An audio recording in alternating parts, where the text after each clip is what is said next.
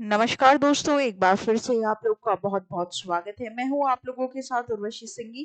और दोस्तों आज हम बात करने वाले हैं, जैसे कि आप लोग अपनी स्क्रीन्स पर देख पा रहे हैं, एक बड़ा ही इम्पोर्टेंट रिपोर्ट यहाँ पर निकल कर आई है। गवर्नमेंट ने यहाँ पर जो जीडीपी है उसे यहाँ पर रिलीज किया है for the quarter one for this particular year, present year, that is 23-24।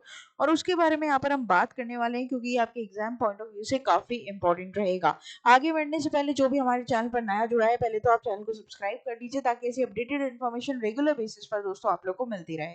तो यहाँ पर सबसे पहले जीडीपी का मतलब हो जाता है ग्रॉस डोमेस्टिक प्रोडक्ट, और जितनी भी हमारी कंट्री के with in boundaries of the country जो प्रोडक्शन होता है उसको हम जीडीपी में काउंट करते हैं। ठीक है, सारी चीजें आपको हम बताएंगे धीरे धीरे करके इस वीडियो में। तो कोई भी दिक्कत होती है तो कमेंट बॉक्स में हमें लिखकर आप लोग जरूर बताइएगा, क्योंकि रिपोर्ट और इंडिसेस है तो काफी इंपॉर्टेंट हो जाता है आपके एग्जाम पॉइंट ऑफ व्यू से भी, राइट। और करंट अफेयर्स में भी आपका एक क्वेश्चन बन सकता है। तो बेसिकली न्यूज में क्या है, तो इंडिया का जो real gross domestic product GDP growth है वो बेसिकली क्वार्टर वन के लिए 7.8% यहाँ पर मार्क किया गया है। किसके द्वारा? गवर्नमेंट के द्वारा। ठीक है, आप लोग को पता है दोस्तों हमारा फाइनेंशियल ईयर कब स्टार्ट होता है, तो आप लोग को पता होना चाहिए फाइनेंशियल ईयर हमारा स्टार्ट होता है अप्रैल में। तो अप्रैल, मई और जून ये हो गया क्वार्टर वन। ठीक है, तो इसका क्वार्टर वन का जो आप लोग का रिजल्ट आया है वो आया है, मान लीजिए आप अगस्त एंड सितंबर फर्स्ट वीक में। तो हमेशा जब भी क्वार्टर खत्म होता है तो 1 से 1.5 महीने के डिले के बाद ही उसके रिजल्ट्स क्या होते हैं, आउट होते हैं। ये हमेशा ध्यान रखना, ये हमेशा होता है। तो क्वार्टर वन यहाँ पर 3 महीने का हो गया, अप्रैल, मई और जून। उसकी रिपोर्ट के हिसाब से जो यहाँ पर जीडीपी ग्रोथ है वो 7.8% यहाँ पर देखने को मिली है। हालांकि मैं आप लोगों को बता दूं, जितने भी यहाँ पर स्टैटिस्टिक्स हैं और जितने भी यहाँ पर अनुमान लगाए गए थे कि कितनी जीडीपी होनी चाहिए, उससे ज्यादा ही जीडीपी यहाँ पर हमें एक्चुअल में देखने को मिली है। हालांकि सिर्फ रिजर्व बैंक ऑफ इंडिया ने यहाँ पर जो अनुमानित क्वार्टर वन की जीडीपी ग्रोथ बताई थी वो 8% बताई थी, और सिर्फ आरबीआई के डेटा के हिसाब से ये कम है। लेकिन बाकी जितने भी स्टैटिस्टिक्स यहाँ पर निकल कर आई थी, जितनी भी यहाँ पर अजम्पशन की गई थी, उसके हिसाब से जो जीडीपी ग्रोथ निकल कर आई है वो ज्यादा ही है। अगर मैं एवरेज की बात करूँ तो 7.7% यहाँ पर अनुमानित की गई थी और हमने मिली है 7.8। तो कहीं ना कहीं हम उसके आगे ही हैं यहाँ पर दोस्तों। ठीक है, तो बेसिकली ये जो पिकअप है वो एग्रीकल्चर सेक्टर में और सर्विसेज सेक्टर में स्पेशली यहाँ पर देखने को मिला है। तो जितने भी हमारे 3 सेक्टर आपको पता है, प्राइमरी, सेकेंडरी और टर्शरी, टर्शरी को हम सर्विस सेक्टर भी बोलते हैं। तो यहाँ पर सबसे ज्यादा जो ग्रोथ हमें देखने को मिली है वो सर्विस सेक्टर में यहाँ पर देखने को मिली है। ठीक है, real estate and professional services, contact intensive services of trade, hotel and transportation, right. तो काफी इंपॉर्टेंट ये यहाँ पर हो जाता है। ठीक है, एक इंपॉर्टेंट क्वेश्चन जो आपके एग्जाम पॉइंट ऑफ व्यू पर जरूर क्वेश्चन बनाता है, स्टैटिस्टिक अवेयरनेस के हिसाब से भी इंपॉर्टेंट हो जाता है दोस्तों, हमारे इंडिया में जो ये जीडीपी डेटा है वगैरह ये सब है, ये कौन कलेक्ट करता है? तो ध्यान रखना, ये कलेक्ट करता है आपका कौन? National statistical office, NSO. ठीक है, तो ये बहुत इंपॉर्टेंट क्वेश्चन ऑलरेडी बना हुआ है पहले भी एग्जाम में और अब भी बन सकता है। इसका फुल फॉर्म भी याद रखना, नेशनल स्टेटिस्टिकल ऑफिस। ये सारे नेशनल इनकम, जीडीपी, इन सब के डेटा को क्या करता है? कलेक्ट करता है, राइट। तो ये आपको इधर क्या करना पड़ेगा, ध्यान रखना पड़ेगा, ये काफी इंपॉर्टेंट यहाँ पर हो जाता है दोस्तों। मेरे को आप लोगों को सारी चीजें बतानी चाहिए, तो यहाँ पर हम एक बार डिस्कशन ले लेते हैं। ठीक है, ये जैसे कि आपको मैं बताऊं कि अगर हम बात करते हैं यहाँ पर, मान लीजिए इस साल के मतलब 23-24 की बात अगर मैं करूं, तो जैसे कि 7.8% का यहाँ पर जीडीपी ग्रोथ निकल कर आया है, उसी तरीके से मुझे इसे लास्ट ईयर से भी कंपेयर करना चाहिए। तो अगर मैं इसे बात करूं 22-23 की, ठीक है, तो उसमें जो यहाँ पर फाइनेंशियल डेटा था वो 13% का जीडीपी ग्रोथ था। और वहीं अगर मैं बात करूं आपका 21-22 के लिए, तो वो था करीबन यहाँ पर 20%। और यहाँ पर जब कोविड-19 टच किया था, ठीक है, कोविड-19 जब आया था 2021 में, तो यहाँ पर वो नेगेटिव चला गया था। मेरी बात को समझने की कोशिश करिएगा। अगर हम इसे कंपेयर करते हैं, ठीक है, जैसे इस साल का जो है वो 7.8% निकल कर आया क्वार्टर वन का। इससे पिछले साल, पिछले से पिछले साल और कोरोना के टाइम में अगर मैं बात करूँ, तो कोरोना के टाइम में हमारा जो इम्पैक्ट था, जीडीपी ग्रोथ था, वो नेगेटिव में चला गया था। ठीक है, और उसके बाद धीरे धीरे फिर हमने स्टेबिलिटी पकड़ी पकड़ी पकड़ी। और अब आप बोलेंगे कि मैम 2021 में 20% था, 22-23 में 13% हुआ, 23-24 में 7.8% हो गया। तो कहीं ना कहीं हम फिर भी गिर ही रहे हैं। लेकिन आप एक बात ये समझ के देखिए कि जब हम बिल्कुल नेगेटिव चले गए थे तो हमें पॉजिटिव में तो आना ही था नेक्स्ट ईयर। तो कहीं ना कहीं स्टेबिलिटी है। भले ही आपको फिगर्स नेगेटिव में दिखाई दे रहे होंगे, कम होते हुए दिखाई दे रहे होंगे, लेकिन ये फिर भी स्टेबिलिटी मेंटेन यहाँ पर कर रहा है, ठीक है। तो ये आपको ही समझने की बात है, ये आपको समझनी पड़ेगी, ठीक है। जब हम नेगेटिव गए थे ना दोस्तों, तो -24% तक चले गए थे उस टाइम, कोरोना के टाइम।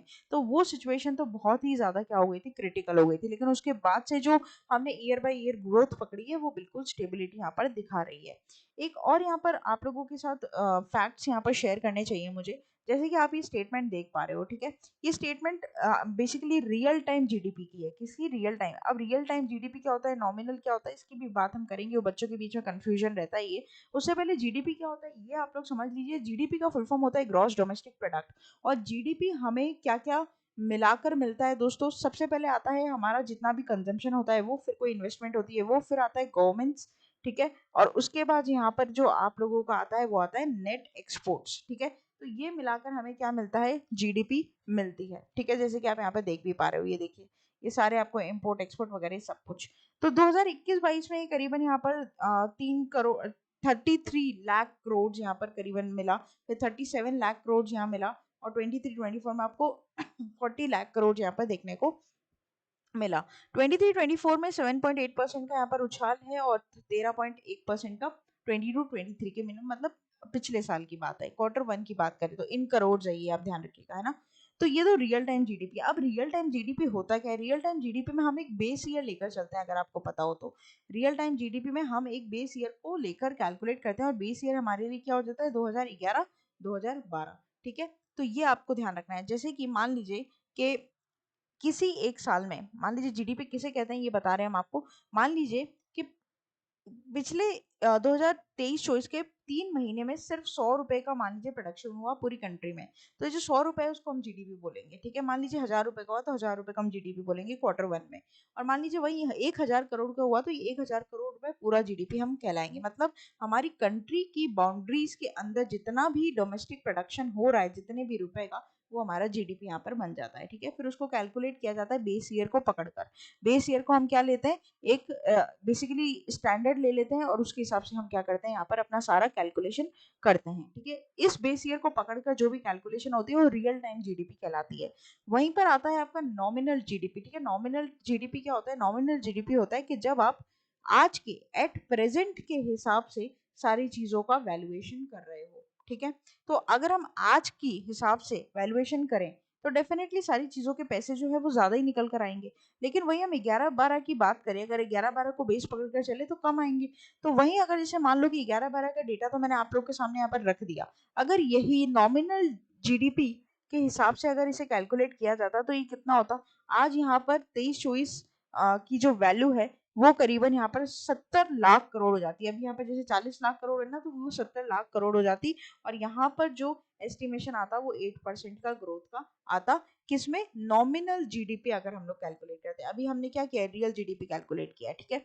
तो 11-12 का अगर बेस ईयर पकड़कर चल रहे हैं तो मान लीजिएगा कि वो रियल जीडीपी में यहाँ पर कैलकुलेट की गई है, ठीक है। ये ध्यान रखना। और वैसे तो रिजर्व बैंक ऑफ इंडिया ने जो अनुमानित लगाया था वो नॉमिनल जीडीपी के हिसाब से 8% जो था वो सही लगाया था। लेकिन रियल टाइम जीडीपी को लेकर हमारे सारे फिगर्स यहाँ पर क्या करते हैं, रन करते हैं दोस्तों कंट्री में। और एनएसओ भी रियल जीडीपी को ही क्या करता है, कैलकुलेट या फिर अपने कॉन्फिडेंस में लेता है। तो ये बात आपको इधर क्या करनी पड़ेगी, थोड़ी सी समझनी पड़ेगी। हालांकि जो Q1 का जो जीडीपी नंबर्स है ना वो स्ट्रॉन्ग है, ठीक है। जो 7.8% यहाँ पर निकल कर आया काफी स्ट्रॉन्ग है। और आपको मैं बता दूं कि ये सबसे ज्यादा जो हमें ये अचीव करने का जो मिला है 7.8%, वो सर्विसेज सेक्टर से यहाँ पर मिला है, ठीक है। 3 सेक्टर में से सर्विसेज सेक्टर सबसे ज्यादा यहाँ पर हमें उछाल लेकर आए हैं। ये आपको इधर क्या करना पड़ेगा, समझना पड़ेगा। हालांकि आगे आने वाला जो टाइम है उसमें मंदी यहाँ पर बताई जा रही है, ठीक है। मतलब यहाँ पर एक सिचुएशन है कि क्राइसिस यहाँ पर आने वाला है, क्योंकि एल नीनो यहाँ पर इफेक्ट करेगा वेदर को, ठीक है। एल नीनो है। अब क्योंकि देखो क्या होता है ना, अब वापस से सोइंग का टाइम आ गया, मतलब अब वापस से क्रॉप्स को सो करने का टाइम आ गया, उनको मतलब उनके बीज बोने का टाइम आ गया, ठीक है। अब जैसे कि जो जो भी राबी क्रॉप्स है उनको सो करने का टाइम आ गया। अक्टूबर नवंबर में वो सो होते हैं, और उसके बाद फिर शायद फरवरी और मार्च में उनका हार्वेस्टिंग होती है। तो इस बार ये कहा जा रहा है कि जो मॉनसून है ना वो थोड़ा सा मुश्किल ही है कि अच्छा जाएगा, इस वजह से जो इन्फ्लेशन है ना वो ज़रूर ट्रिगर करेगा। क्योंकि आप एक बात मेरी समझना, देखो मैं आप लोगों को बहुत ईजी वे में इसको समझा दूँ, बहुत ज़्यादा डिफिकल्ट नहीं है ये समझना।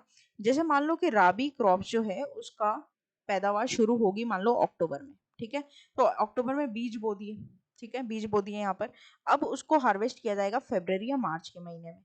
तो उसके बीच में हम बारिश एक्सपेक्ट करते हैं, मानसून की बारिश कम हुई है इस बार, ठीक है, मानसून की बारिश हुई है वो कम हुई है। तो इसकी वजह से जो हमारे पास रेन वाटर हार्वेस्टिंग है ना वो भी कम हुआ है। इसके भी फिगर्स मैंने यहाँ पर आप लोगों के लिए स्टडी की है, तो उसको भी मैं एक बार आप लोगों को बता दूं कि क्या फिगर्स है हमारे पास अभी रेन वाटर हार्वेस्टिंग के हिसाब से। तो देखो पिछले साल जो हमारे पास रेन वाटर हार्वेस्टिंग में था वो था करीबन करीबन यहाँ पर 146, ठीक है, वन ऑल ओवर इंडिया की बात है ये, 146 बिलियन क्यूबिक मीटर्स वाटर था। लेकिन इस साल हमारे पास सिर्फ 113 बिलियन क्यूबिक वाटर्स ही है। तो आप समझ सकते हो कितना बड़ा डिफरेंस है। तो इसका इम्पैक्ट डायरेक्टली रावी क्रॉप्स पर देखने को मिलेगा, और जब फरवरी और मार्च में इसका हार्वेस्टिंग होगा उस टाइम ये क्राइसिस लेकर आएगा। और ये क्राइसिस किस में चेंज हो जाएगा, इन्फ्लेशन में चेंज हो जाएगा। क्यों? क्योंकि भैया डिमांड तो बढ़ेगी लेकिन सप्लाई उतनी होगी नहीं रावी क्रॉप्स की, जिसकी वजह से प्राइस जो है वो डेफिनेटली क्या करेंगे, ट्रिगर करेंगे। तो ये जो आने वाला इन्फ्लेशन है ना, हालांकि बहुत सारे ऐसे इकोनॉमिस्ट जो बोल रहे हैं कि इन्फ्लेशन इतना ज्यादा प्रभाव नहीं करेगा, लेकिन फैक्ट्स तो यही बता रहे हैं कि इन्फ्लेशन आने के पूरे पूरे चांसेस है वापस से इंडिया में, ठीक है। तो ये बात आपको इधर क्या करनी पड़ेगी, समझनी पड़ेगी। हालांकि राबी क्रॉप्स के लिए जो वेदर है या जो मानसून या फिर जो हमारे पास रेन वाटर हार्वेस्टिंग का पानी है वो तो कम है ही, राइट। तो ये बात आप लोग इधर क्या करेंगे, ध्यान रखेंगे। हालांकि दोस्तों जैसे कि मैंने आप लोग को बताया कि एक रिपोर्ट में ये भी बताया गया है कि ऐसा नहीं होगा। जैसे कि चीफ इकोनॉमिक एडवाइजर जो है वी आनंद नागेश्वरन, इन्होंने बोला है कि जो क्वार्टरली जीडीपी ग्रोथ है ये हायर है, जो कि हम लोगों ने सोचा नहीं था कि इतना होगा। लेकिन ये बात तो है कि आने वाले टाइम में हम इन्फ्लेशन अगर हुआ भी तो उसे कंट्रोल कर लेंगे, ऐसा इन्होंने यहाँ पर स्टेटमेंट में कहा है।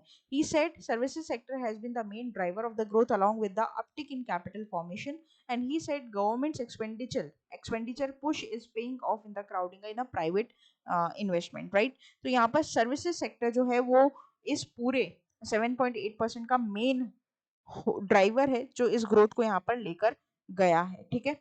हालांकि हमें बॉटलनेक इन्फ्लेशन यहाँ पर देखने को मिल सकता है। बॉटलनेक इन्फ्लेशन आपने मेरे ऑफलाइन क्लासेस ऑनलाइन क्लासेस में पढ़ा होगा, जिसे नहीं पता है वो कमेंट बॉक्स में लिखकर बताओ। बॉटलनेक इन्फ्लेशन हम आपको वहां पे समझाएंगे।